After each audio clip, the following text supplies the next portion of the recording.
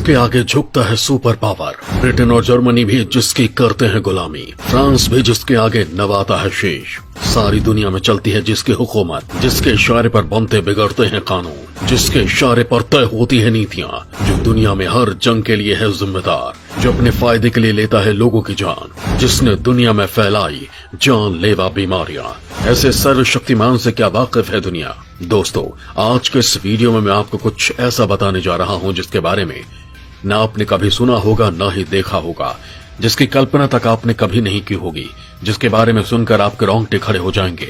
आप सोचने पर मजबूर हो जाएंगे कि आखिर ये बला है क्या जिससे दुनिया में सभी देश डरते हैं, जिसके इशारे मात्र से दुनिया में उथल पुथल मच जाती है, क्रांति आ जाती है, युद्ध हो जाते हैं, दुनिया का नक्शा बदल जाता है, सरकारें बदल जाती हैं, महामारी से लेकर घातक बीमारी तक के लिए जो जिम्मेदार है, जिन्होंने अमेरिका को भी अपना गुलाम बना लिया है, भारत भी जिसके इशारों पर नाचता है, उनका एजेंडा अपने यहां चलाता है, इसके एजेंडे के खिलाफ चाहकर भी कोई देश नहीं चाह पाता।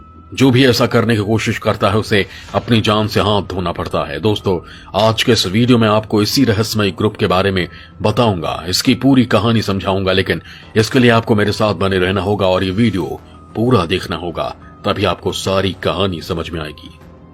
दोस्तों, पूरी दुनिया एक आइसबर्ग की तरह है जिसके अंदर खाने बहुत कुछ ऐसा है जो दिखाई नहीं देता। दुनिया को संचालित करने वाला ये वर्ग भी इसी तरह है जिसे आज तक किसी ने नहीं देखा, जिसके सदस्य और मुखिया के बारे में कोई नहीं जानता, जिसका ठिकाना कहाँ है ये भी लोगों को मालूम नहीं है। फिर भी ये संगठन दुनिया को संचालित करता है, अपने इशारों पर नचाता है। ये संगठन इतना गुप्त और खतरनाक है कि इसमें शामिल होने वाले शख्स को शपथ दिलवाई जाती है कि वो कभी भी और किसी भी परिस्थिति में अपनी पहचान किसी के सामने जाहिर नहीं करेगा। इसका उल्लंघन करने वालों को अपनी जान गंवानी पड़ती है, इसलिए इसके सदस्य कभी ये नहीं कहते कि वो इससे जुड़े हुए हैं।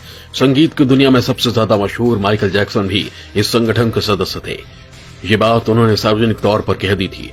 उसके दूसरे ही दिन उनकी मृत्यु रहस्यमय ढंग से हो गई। अमेरिकी राष्ट्रपति जॉन एफ कैनेडी के 22 नवंबर 1963 को हुई हत्या के पीछे भी इसी संगठन का हाथ माना जाता है, जो भी अमेरिकी राजनीति के इतिहास का सबसे बड़ा रहस्य बना हुआ है। सालों से खुफिया एजेंसियां ये पता लगाने की कोशिश कर रही हैं कि हत्या में किसका हाथ था, लेकिन अब तक कुछ पता नहीं चल सका है। दरअसल कैनेडी की हत्या से ठीक पहले एक संदिग्ध महिला दिखी थी जिसके हाथ में खुफिया कैमरा नुमा पिस्टल था। हत्या के साथ ही वो औरत जैसे आई थी वैसे ही गायब हो गई। आज तक ये पता नहीं लग सका कि वो महिला कौन थी और कहां से आई थी। कई संगठनों को यकीन है कि यह गुप्त संगठन ही इसके पीछे है और वो रहस्यमय महिला इसी से जुड़ी हुई थी। इसके सदस्यों में दुनिया भर के सभी देशों के बड़े बड़े पूंजीपति, नेता, सेलिब्रिटी, धर्मगुरु, actor, actress, businessman, banker, cricketer आदि के अलावा लगभग सभी क्षेत्रों के प्रमुख हस्तियां, विभिन्न संप्रदायों के धर्मगुरु, इमाम, फादर, पास्टर, मुफ्ती, मुल्ला, मौलवी, मसीह, माजदा आदि शामिल हैं। कहा जाता है कि दुनिया में जितने भी अमीर हैं उनमें से 70% लोग इस संगठन से जुड़े हुए हैं और माना जाता है कि इसका संचालन जर्मन मूल के यहूदियों का परिवार रॉथशाइल्ड और रॉकफेलर करता है। हालांकि आज तक इस बात का खुलासा नहीं हो पाया कि इस संगठन को कौन चलाता है और उसका मुखिया कौन है। इस संगठन पर अक्सर राजनीतिक शक्ति और प्रभाव हासिल कर एक नई विश्व व्यवस्था स्थापित करने के लिए समाज के प्रभावशाली लोगों, बुद्धिजीवियों, सरकार और बहुराष्ट्रीय निगमों के जरिए वैश्विक स्तर पर घटनाओं और विश्व मामलों को नियंत्रित करने की साजिश रचने का आरोप लगाया जाता है। कहा जाता है कि संगठन से जुड़े हुए लोग सारी दुनिया पर शासन करना चाहते हैं। इस समुदाय का मुख्य उद्देश्य वैश्विक स्तर पर समान विचारधारा वाले धनाढ्य और प्रभावशाली लोगों के लिए सर्व सुविधा संपन्न व्यवस्था बनाना है। कई लोगों का मानना है कि विश्व युद्ध होने का कारण इल्यूमिनाटी समुदाय ही था जिसने ताकतवर हो रहे देशों को कमजोर करने के लिए ये युद्ध करवाया। यही नहीं, वर्तमान में हो रहे रूस यूक्रेन युद्ध, श्रीलंका में आर्थिक तंगी, भुखमरी और भारत पाकिस्तान टेंशन भी इन्हीं की देन मानी जाती है। कहा जाता है कि अपना प्रभुत्व स्थापित करने के लिए ये संगठन ऐसे काम करता है। बताया जाता है कि ये लोग अपने एक बड़े माफिया गिरोह के रूप में काम करते हैं जो अपने फायदे के लिए कुछ भी कर सकते हैं, हजारों लोगों की जान खतरे में डाल सकते हैं। दुनिया में जो भी जानलेवा बीमारी फैली है, कहा जाता है कि इस संगठन से जुड़े लोग ही इसके लिए जिम्मेदार हैं, चाहे वो कैंसर हो, एड्स हो, कोरोना, ये सब इस संगठन के लोग ही अपने आर्थिक लाभ के लिए फैला रहे हैं जिससे वो मुनाफा कमा सके। ये संगठन इसके पीछे दुनिया में जनसंख्या कम करने की बेतुकी दलील भी देता है। इस संगठन की कार्यप्रणाली अत्यंत गोपनीय है। इससे जुड़े लोग चिन्हों और संकेतों के माध्यम से इसका प्रत्यक्ष रूप से प्रचार प्रसार करते हैं और कभी किसी से इस संगठन का सदस्य बनने के लिए नहीं कहते। दोस्तों, ये संगठन कितना शक्तिशाली है आप इसका अंदाजा इसी से लगा सकते हैं कि संयुक्त राष्ट्र संघ से लेकर विश्व बैंक, अंतर्राष्ट्रीय मुद्रा कोष, विश्व स्वास्थ्य संगठन, सब पर इसका प्रभाव है। अपना हित साधने के लिए ये संस्थाएं मानवता का मुखौटा लगाकर नीतियां, योजनाएं और कार्यक्रम तैयार करती हैं। भारत अकेला ऐसा देश नहीं है जो इसके जाल में फंसा है। दुनिया के कई देश इसके चक्रव्यूह में फंसे हुए हैं, जिन्हें ये अपनी मर्जी के हिसाब से संचालित करता है।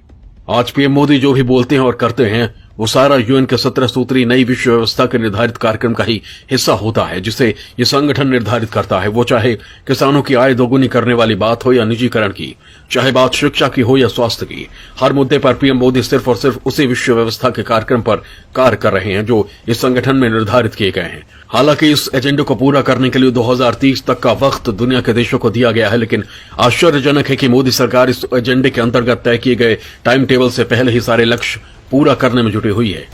इसी का नतीजा है कि भारत में तमाम तरह की सब्सिडी को तेजी से या तो खत्म कर दिया गया है या खत्म किया जा रहा है। भारत में पेंशन खत्म करने के अलावा तेल, गैस और रेल टिकट पर दी जाने वाली सब्सिडी लगभग खत्म की जा चुकी है।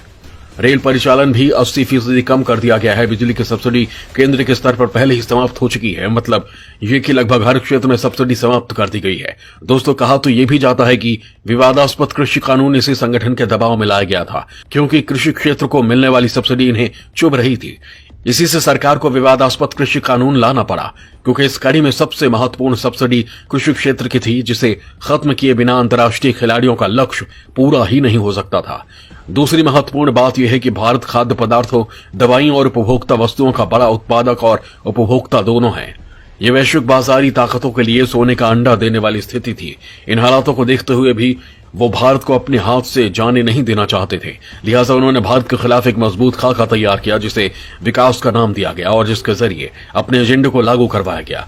दोस्तों, इस संगठन की ताकत के बारे में आगे बताऊं उससे पहले बता दूं कि इस संगठन का नाम क्या है और इसे लेकर अभी तक क्या जानकारी मिल पाई है। दोस्तों, इस संगठन की स्थापना जर्मनी के रहने वाले प्रोफेसर एडम विशॉप्ट ने बेवरिया शहर में की थी और इसे परफेक्टिबिलिस्ट नाम दिया गया।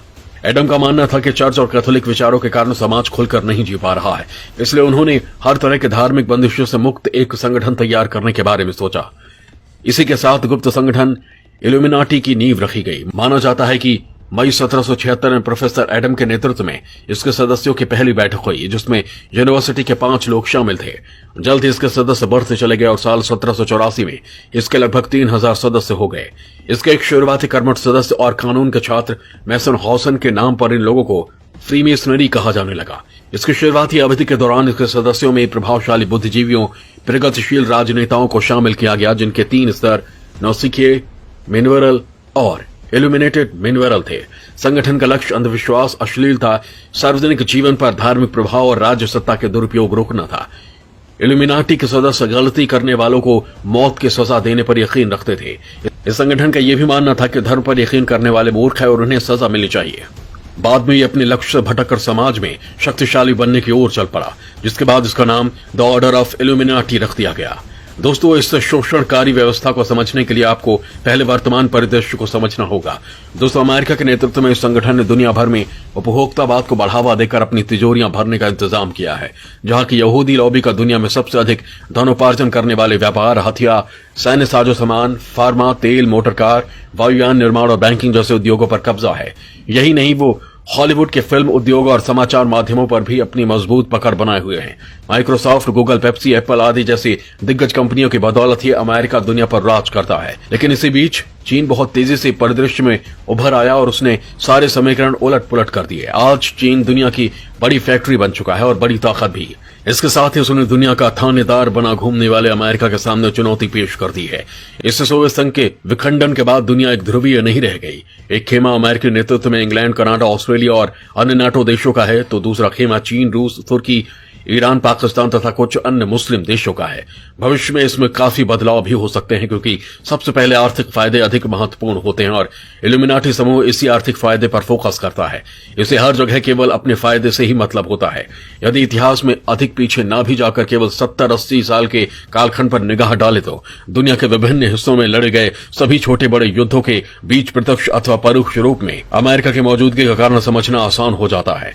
हर युद्ध में कहीं न कहीं अमेरिका की भूमिका नजर आती है। अमेरिका ही है जो युद्ध रोकने की बात कहकर युद्ध करवाता है, दूसरी जगहों की सरकारें गिरवाता है। दरअसल अमेरिका जिस एजेंडे पर काम करता है उसे इल्यूमिनाटी ही बनाता है, लिहाजा चाहकर भी अमेरिका उसके विपरीत नहीं जा सकता।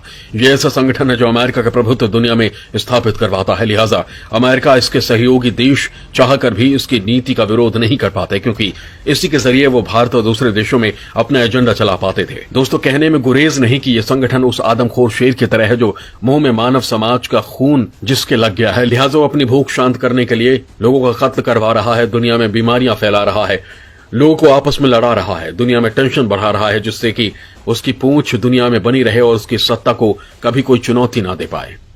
जय हिंद, जय भारत।